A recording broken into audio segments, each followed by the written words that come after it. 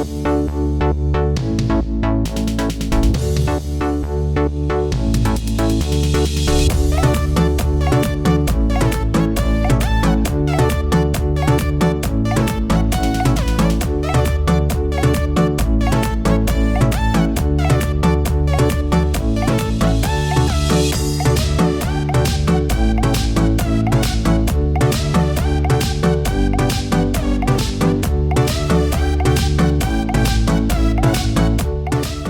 आप सभी को इन्फॉर्म करना चाहती हूँ, इस सब्जेक्ट की ट्यूशन क्लासेस स्टार्ट हो चुकी हैं। जो भी बच्चा ट्यूशन क्लासेस लेना चाहता है तो वो दिए गए नंबर्स पर हमें कांटेक्ट कर सकता है।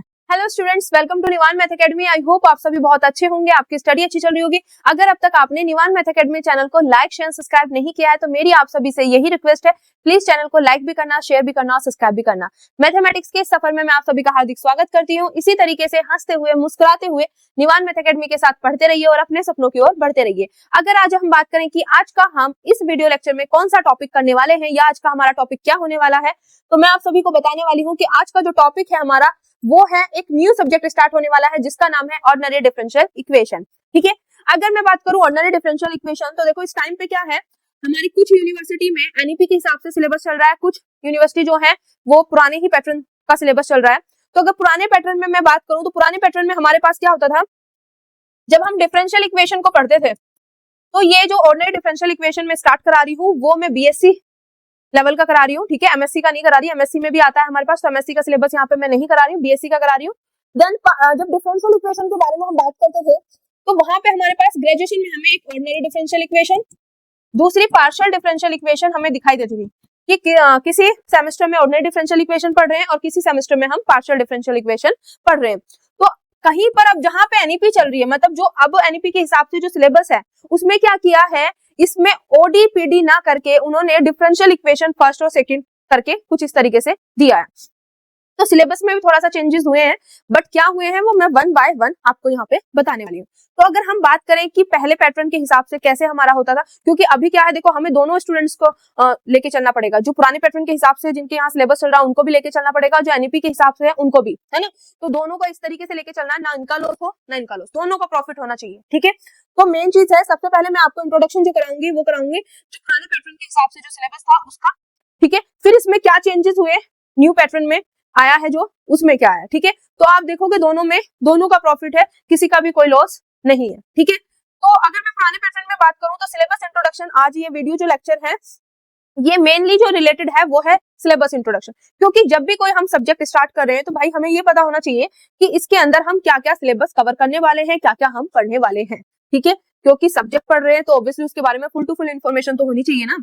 और मैं कोशिश यही करूंगी कि जितने भी मैं यहाँ पे कराऊं अच्छे से कराऊं, बेस्ट तरीके से, कि आपको कोई भी डाउट ना रहे। मैं अपनी साइड से 100% बेस्ट दूंगी। ठीक है, अगर फिर भी आपको कोई डाउट रहता है तो आप हमें कमेंट कर सकते हैं, डायरेक्ट कांटेक्ट कर सकते हैं। ठीक है, और ये चीज में मैं आपको बता चुकी हूँ कि जो भी सब्जेक्ट में स्टार्ट करा रही हूँ सभी की ट्यूशन क्लासेस जो है हमारी ऐप पर अवेलेबल है, सभी सब्जेक्ट्स की। ठीक है, चाहे वो एनईपी के अकॉर्डिंग हो सिलेबस, ठीक है, जो भी सब्जेक्ट्स हैं या वो पुराने पैटर्न के हिसाब से हो, सभी जो भी बच्चा ट्यूशन पढ़ना चाहता है या कोई भी सब्जेक्ट उसको मतलब पढ़ना है तो वो हमें कांटेक्ट करके पूछ सकता है कि ये सब्जेक्ट अवेलेबल है, तो वो ऐप पे जाके उसको अच्छे से डिटेल में हमने आपको एक्सप्लेन किया हुआ है। एंड अगर मैं आपको बताऊं तो सैटरडे टू सैटरडे आपकी डाउट सेशन लाइव क्लासेस होती है, वैसे रिकॉर्डेड हम आपको प्रोवाइड कराते हैं, जो डाउट सेशन होते हैं वो आपके लाइव होते हैं। ठीक है, तो मेन चीज है यहाँ पे पुराने पैटर्न के हिसाब से हम सिलेबस देखते हैं, सिलेबस क्या है।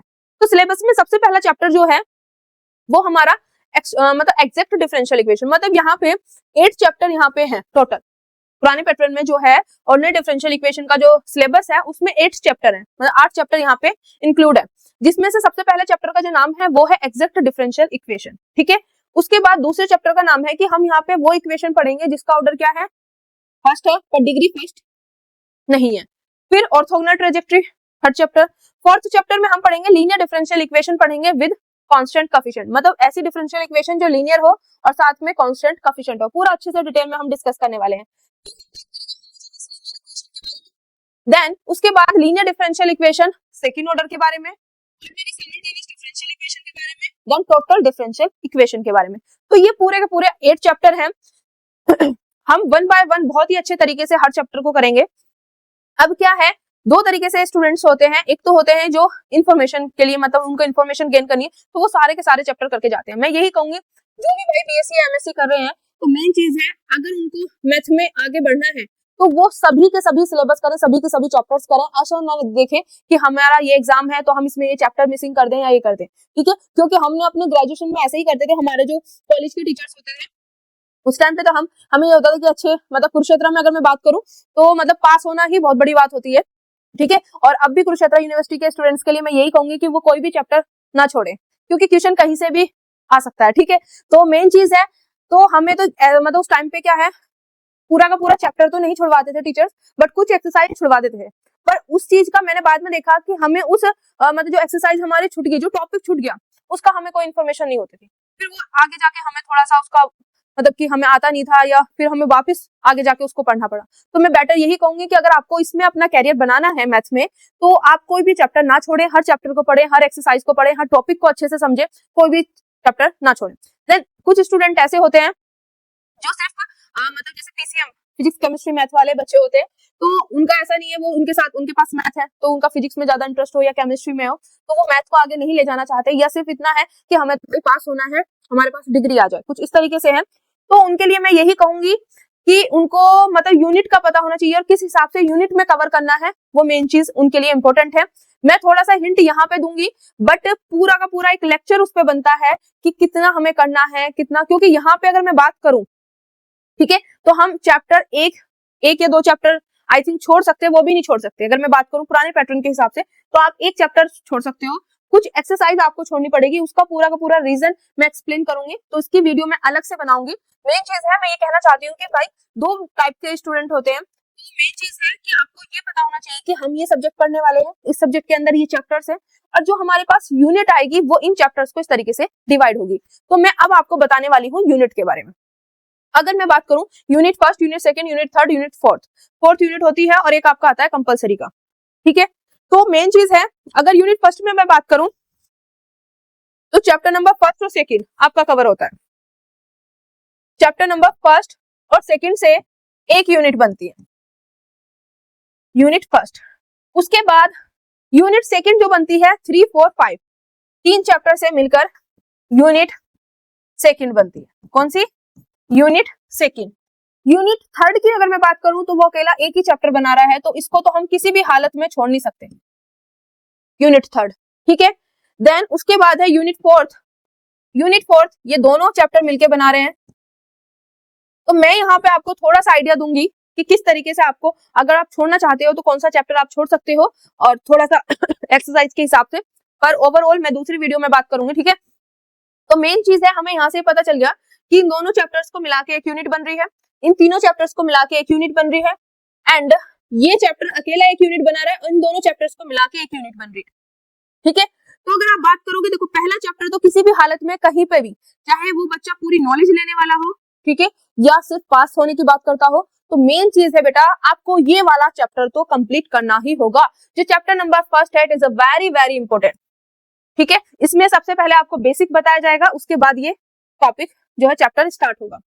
उसके बाद अगर देखो जो पूरी इंफॉर्मेशन लेगा, मैं उनसे यही कहूंगी कि सारे चैप्टर करने, एक एक टॉपिक पढ़ना, कुछ भी नहीं छोड़ना, ठीक है। अब देखो अगर चैप्टर 2 की बात करें, क्योंकि एक यूनिट जो है पूरी की पूरी इन दोनों चैप्टर से कवर हो रही है, तो यहाँ पे मेरे पास सेकंड में से जो है, जो सेकंड चैप्टर की कुछ एक्सरसाइज होंगी, तो शुरू की कुछ एक्सरसाइज अच्छे से कर लो तो आपका एक क्वेश्चन पूरा का पूरा अटेम्प्ट हो जाएगा, क्योंकि एक यूनिट से दो क्वेश्चन आते हैं, एक यूनिट से हमारे पास दो क्वेश्चन आते हैं। अब जो दोनों क्वेश्चन बनेंगे वो उनकी हेल्प से ही तो बनेंगे, तो उसमें क्या करना है, पहला चैप्टर तो कंप्लीट करना है आपको, सेकंड चैप्टर का कुछ पोर्शन शुरू आधा मतलब बीच में से देख लेना। अगर 6 एक्सरसाइज है तो क्या नाम है 3 कर लो, 5 एक्सरसाइज है तो 2 या 3 एक्सरसाइज, इस तरीके से करके आपको जाना है, तो उसमें आपका एक क्वेश्चन अटेम्प्ट हो जाएगा। फिर उसके बाद करूं मैं यूनिट थर्ड की, तो देखो इन तीन चैप्टर्स को मिला के मेरे पास क्या बन रहा है, एक यूनिट बन रहा है, तो इसमें से दो क्वेश्चन बनेंगे, तो दो क्वेश्चन कुछ इस तरीके से बनेंगे, इन दोनों को मिला के एक क्वेश्चन बन गया, और फिर इन दोनों को मिला के एक क्वेश्चन बन गया। तो यहाँ पे मैं आपको कह सकती हूँ कि हाँ, आप यहाँ पे इसको छोड़ सकते हो, मतलब इसको करने की जरूरत नहीं है, ये वाले दोनों कर लेना। क्यों? क्योंकि ये बिल्कुल अलग है। अगर ये आपको अच्छे से समझ आ गया तो इसके बेस पे ये ऑटोमेटिक आपको समझ आ जाएगा, क्योंकि इसमें थोड़ी सी मेहनत करनी है, ये बिल्कुल बढ़िया तरीके से इसी के हेल्प से होगा। तो मेन चीज है कि एक के साथ एक फ्री मिल रहा है, तो मैं इसीलिए कह रही हूँ कि हमारे पास जो क्वेश्चंस आएंगे वो इन दोनों की हेल्प से बनेंगे, फिर इन दोनों की हेल्प से बनेंगे। तो मेन चीज है आपका एक क्वेश्चन अटेम्प्ट करना जरूरी है, तो आप ये वाले दोनों चैप्टर जरूर कर लेना, इसको आप छोड़ सकते हो। बट वही चीज जिसको पूरी इंफॉर्मेशन चाहिए नहीं छोड़ना। ये अगर मैं बात करूं ऑर्थोगोनल ट्रेजेक्टरी, ये सीएसआई नेट के लिए भी बहुत ज्यादा इंपॉर्टेंट है, ठीक है। आगे आपको भी कॉम्पिटेटिव एग्जाम दोगे तो उसके लिए बहुत इंपॉर्टेंट है ये तीनों चैप्टर ही। तो आपका सॉरी बीएससी के एग्जाम के हिसाब से मैं उस हिसाब से आपको बता रही हूँ, ठीक है।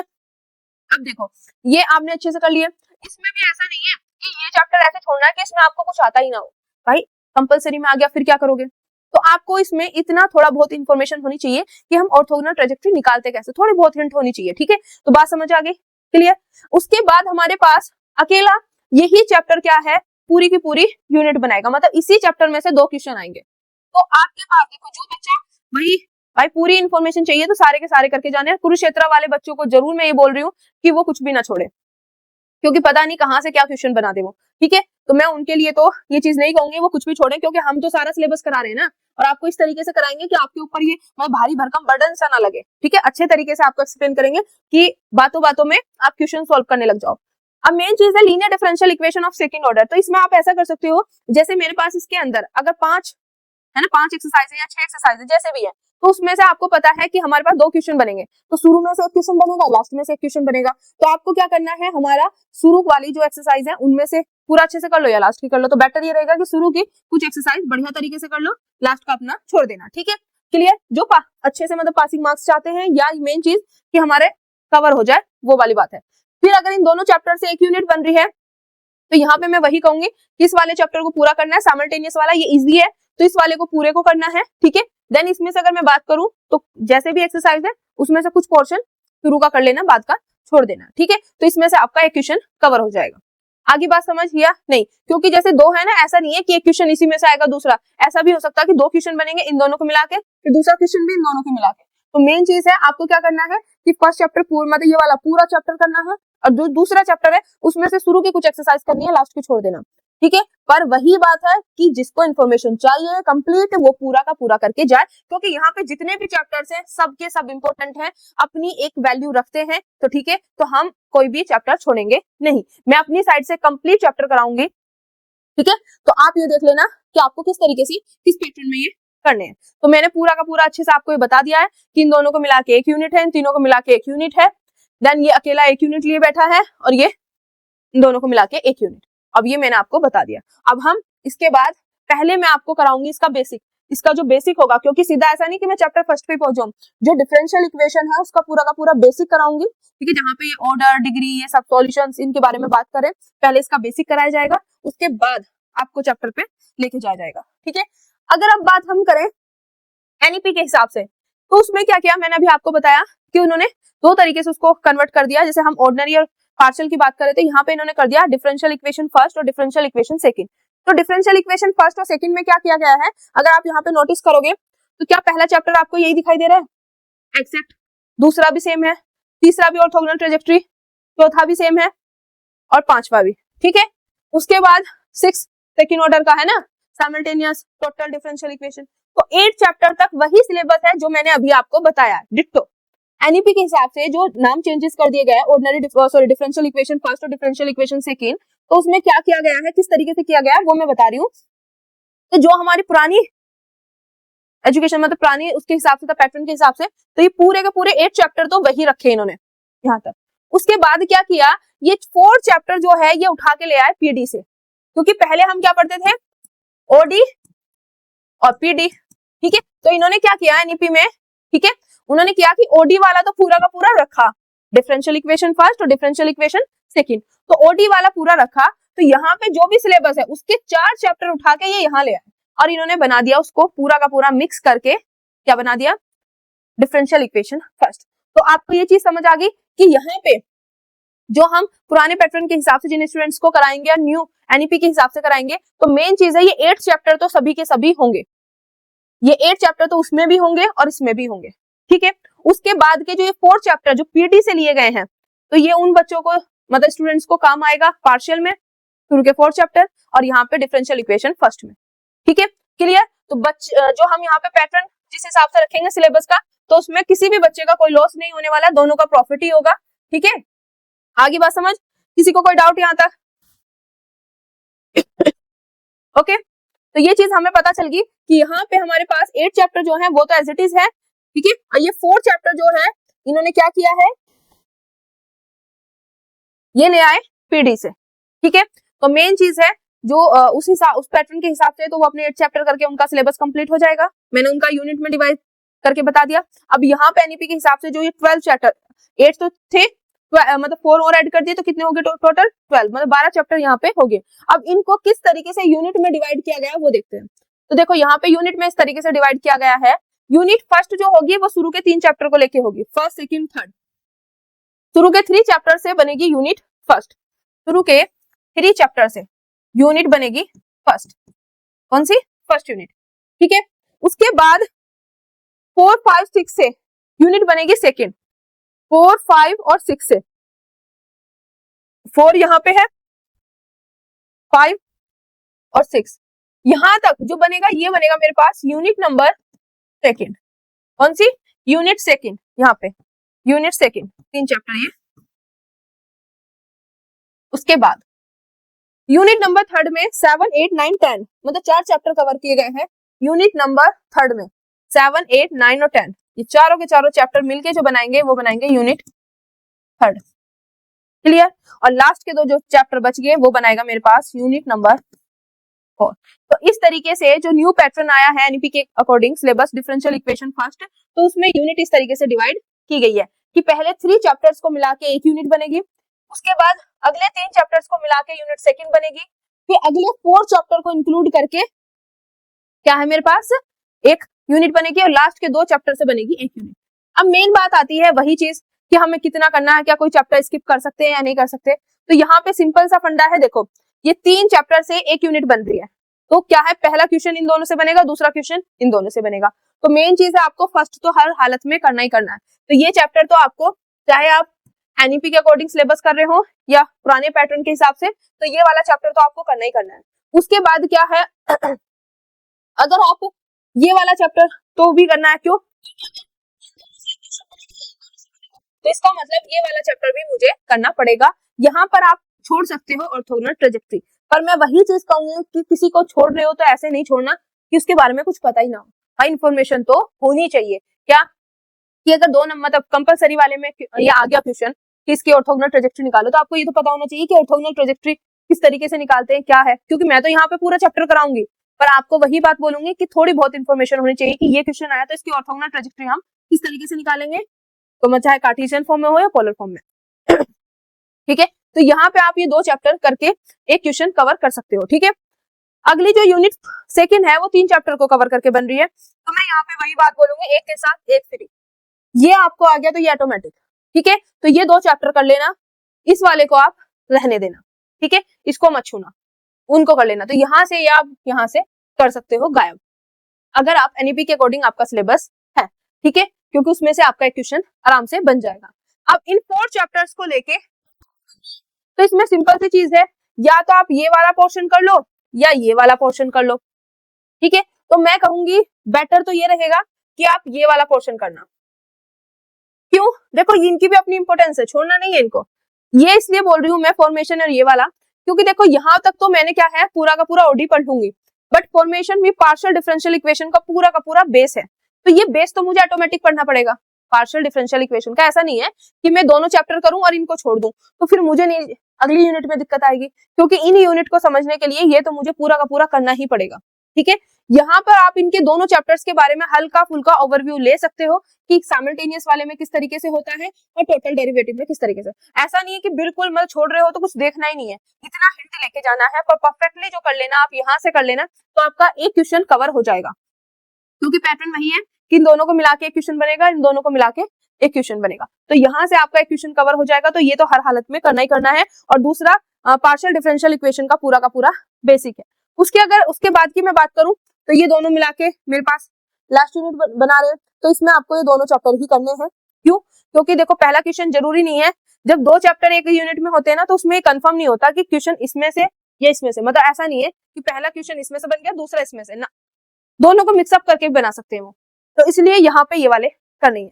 तो मेन चीज हमने यहाँ पे सीखा कि ये 4 चैप्टर जो पीडीई के हैं, ये 4 के 4 चैप्टर तो मुझे करने ही है।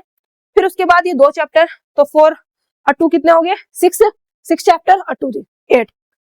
तो 8 चैप्टर मुझे यहाँ पे करने हैं, टोटल जो है वो 12 है। तो हम यहाँ पे 2 चैप्टर ही छोड़ रहे हैं और एक 3 यहाँ पे छोड़े और हमने एक यहाँ पे ऑर्थोगोनल ट्रेजेक्टरी। ठीक है, ये मैं उन स्टूडेंट्स के लिए बता रही हूँ जिनको अपने मार्क्स जो है मतलब पासिंग मार्क्स से ऊपर मतलब एवरेज अच्छे से ठीक ठाक मार्क्स लेके आने। ठीक है, क्लियर, बात समझ आ गई। पर जिनको बढ़िया नंबर लेके आने, फुल 2 में से फुल या 1-2 नंबर कम रहे, उनके लिए मैं यही कहूंगी कि वो जो है पूरा का पूरा चैप्टर करके जाए, जिनको अच्छे से नॉलेज गेन करनी है। कोई भी चैप्टर छोड़ना नहीं है, क्योंकि सारे के सारे चैप्टर जो है वो इंपॉर्टेंट है। ठीक है, चाहे वो CSI नेट का हो या कोई भी कॉम्पिटेटिव एग्जाम जो हमारे मैथमेटिक्स से रिलेटेड होता है, उसमें ये चीजें पूछी जाती है। ठीक है, तो मैं तो यही कहूंगी कि छोड़ना नहीं है। अगर आपको मैथ में आगे कैरियर बनाना है तो अच्छे से पूरी की पूरी डीप नॉलेज आपको लेनी है। मेरे अंदर जितनी भी मैंने नॉलेज मतलब ग्रहण की है, तो मैं कोशिश करूंगी कि वो मैक्सिमम आपको दूं। ठीक है, तो मेन चीज है कि आपको छोड़ना नहीं है। पर ये उन बच्चों के लिए है जिनको पासिंग मार्क्स चाहिए या मतलब एवरेज मार्क्स है ना, तो वो बच्चे क्या है, यहाँ पे 12 चैप्टर्स हैं, इनमें से 4 चैप्टर छोड़ सकते हैं और 8 चैप्टर जरूर करके जाएं, वो भी। क्लियर हो गया? तो आई होप पूरा का पूरा सिलेबस इंट्रोडक्शन आपको अच्छे से समझ आ गया होगा कि हमारे पास पुराने पैटर्न में इस तरीके से 8 चैप्टर होते थे और उनको यूनिट में इस तरीके से डिवाइड किया गया है। ठीक है, और हम यूनिट में से कितना किस तरीके से कर सकते हैं वो भी मैंने आपको बता दिया। दूसरा जो मतलब एनईपी के हिसाब से जो है 12 चैप्टर है, उनको यूनिट में इस तरीके से डिवाइड किया गया है और हम किस तरीके से कौन कौन से चैप्टर कर सकते हैं, कौन से छोड़ सकते हैं, वो भी मैंने आपको बता दिया।